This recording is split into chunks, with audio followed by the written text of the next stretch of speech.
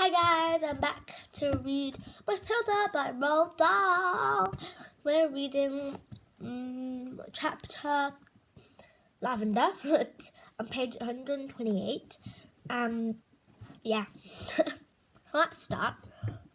If you have any tips or anything else you'd like to read or any words you've had from any of the other lessons or anything else, not real lessons, but any of the other videos, please put them in the descriptions down below. And yeah, let's start. Lavender. In the middle of the first week of Matilda's first term, Miss Honey said to the class, "I have some important news for you, so listen carefully. You too, Matilda. Put that book down for a moment and pay attention." Small eager faces looked up and listened. "This is the headmistress's custom," Miss Honey went on, "to take over the class for one period each week. She does this with every class in school, and each class has a fixed day and a fixed time. Ours is always 2 o'clock on Thursday afternoons, immediately after lunch. So tomorrow at 2 o'clock, Miss Trunchbull will take it over from me for one lesson. I shall be here as well, of course, but only as silent as a witness. Is that understood?" "Yes, Miss Honey," they chirped. So, looking like Miss Trunchbull is going to come for the first period after lunch on Thursday. I expect today's a Wednesday. Now, let's say that what do you think? I think that they will do something to Miss Trunchbull. I think Lavender will do something because this chapter is called Lavender, or will it be Matilda? I don't know. Yeah. Let's carry on reading to find out. "Yes, Miss Honey," they chirped. "A word of warning to you all," Miss Honey said. "The headmistress is very strict about everything.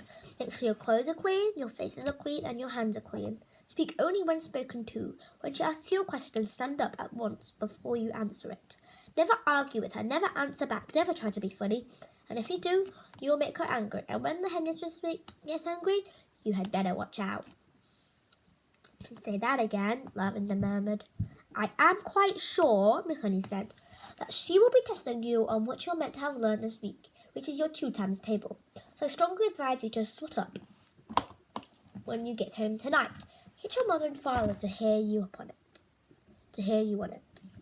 So Miss Trunchbull is going to come to their class. Oh, I don't know. I'm so excited about her coming to class.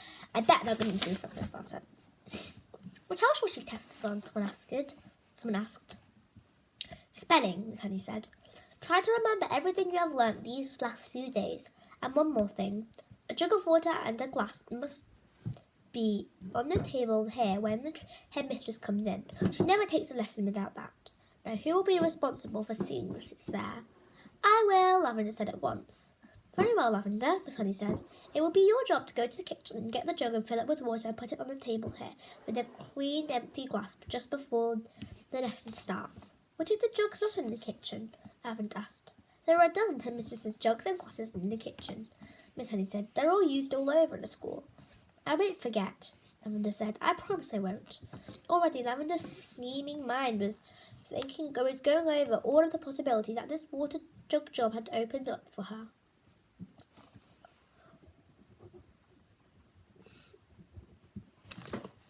So Lavender is going to find herself in trouble. Oh. She had longed to do something truly heroic. She admired the older girl who turned into distraction for the daring deeds she had performed in the school. She also admired Matilda, who had sworn to her to secrecy about the parrot job she had brought off at home, and also the great hair oil switch she had bleached her father's hair. It was her turn now to become a heroine if she could only come up with a brilliant plot. On the way home from school after that afternoon, she began to mull over the various possibilities.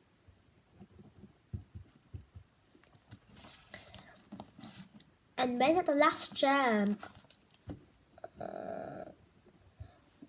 of a brilliant idea hit her, she began to expand on it and lay her plans with the same kind of care the Duke of Wellington had done before the Battle of Waterloo. Admittedly, the enemy on this occasion was not Napoleon. But you would never have got anyone at Crincham Hall to admit that headmistress was less formidable foe than the famous Frenchman.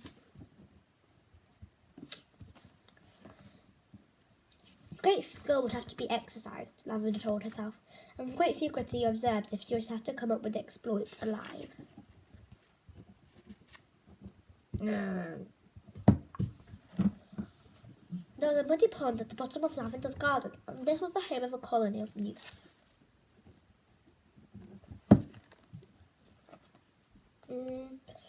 The newt, although fairly common in English ponds, is not often seen by ordinary people because it is a shy and murky creature.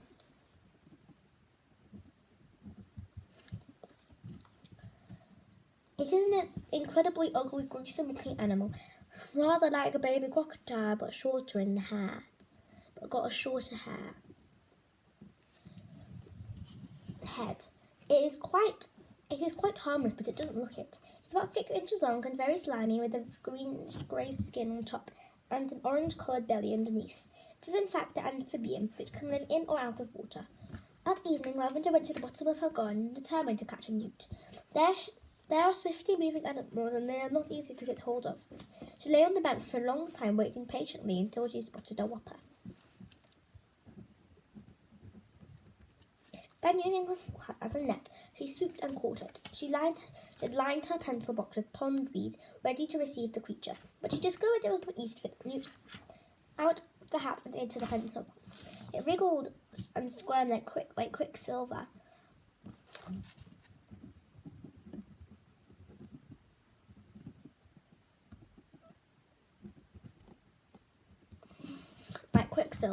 And apart from that, the box was only just long enough to take it. Then she did get it in at last.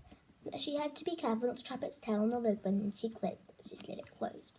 A boy next door called Rupert N. Twistle had told her that if you chopped off a newt's tail, the tail stayed alive and grew into another newt 10 times bigger than the first one. It could be the size of an alligator. Lavender didn't quite believe that, but she was not prepared to risk it happening. Eventually, she managed to slide the lid of the pencil box right home, and the newt was hers. Then, on second thought, she opened the lid just a tiny fraction so the creature could breathe. The next day, she carried her secret weapon to school in her satchel. She was tingling with excitement. She was longing to tell Matilda about her plan of the battle. In fact, she wanted to tell the whole class. But she finally decided to tell nobody. It was better that way, because even no one, when put under the most severe torture, would be able to name her as the culprit. Lunchtime came. They were sausages and baked beans, Lavender's favourite, but she couldn't eat it. "Are you feeling all right, Lavender?" Sonny asked from the head of the table. "I had a huge breakfast," Lavender said. "I really couldn't eat a thing." Immediately after lunch, she dashed off to the kitchen and found one of the Trunchbull's famous jugs. It was a large, bulging thing made of blue gaze pottery. Sorry, it's right down the word. Made of blue gaze pottery. Lavender filled it half full of water and carried it together with the glass into the classroom and set it on the teacher's table. The classroom was still empty. Quick as a flash, Lavender got her pencil box from her satchel and slid it open just one tiny bit. The newt was lying quite still. With great care, she held the box over the neck of the jug and pulled the lid fully open and tipped the newt in. There was a plop as it landed in the water, then it flashed around wildly for a few seconds and then before settling down. And now, to make the newt feel more like home, Lavender decided to give it all the pond weed from the pencil box as well.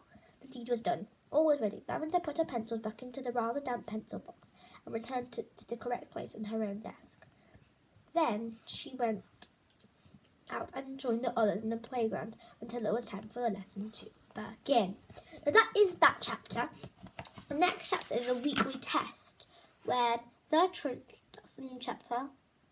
Next chapter, when the Trunchbull is going to come and test the children on their 2 times table and on their spellings. And it's also where the newt job is going to be working. But I've got a feeling it's not going to go right. Lavender thinks that Trunchbull's not going to blame her. I don't think the Trunchbull will blame her. But maybe the Trunchbull will blame Matilda, because I don't think I read that part to you. When Miss Honey is at Miss Trunchbull's office. Did I read it to you? I think I did. But anyways, she said that Matilda's father said that she was a horrid little girl and everything bad happened in school would have been her. So I think that Matilda's going to get said. I think they're going to say it's Matilda. I think the Trunchbull's going to say it's Matilda.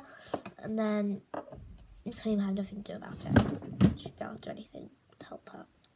It feels really bad when you really want to help someone when like something bad happening. Like, I don't know, their grades is F, but you really want, well, sorry, I don't have grades here, but if they only got one question correct, wait, if they've got one more point than they could have won, and then the teacher says, sorry, you can't, I'm really sorry, you didn't win that point, you can't go into the next round, or whatever you're doing, you can't go into the next round, and then you really feel like you really want to help them, but then you really can't because you don't have anything to do about it. That's just a really horrid feeling when you really feel like you want to help someone, really want to do something for them, but then you really can't. So it's just an annoying feeling. Anyways, bye guys. Thanks for listening today. Bye. Don't forget to press the subscribe button down below and click the notification bell, and make sure you press the big thumb and give me a big thumbs up. And anyways, yeah, later I'll try to do some Adopt Me videos if I want to. I'll try because I don't really know how to do it, but I'll try. Bye guys. Bye everyone. Don't forget to give me a thumbs up. Click the subscribe button down below. And also click the notification bell. Bye bye.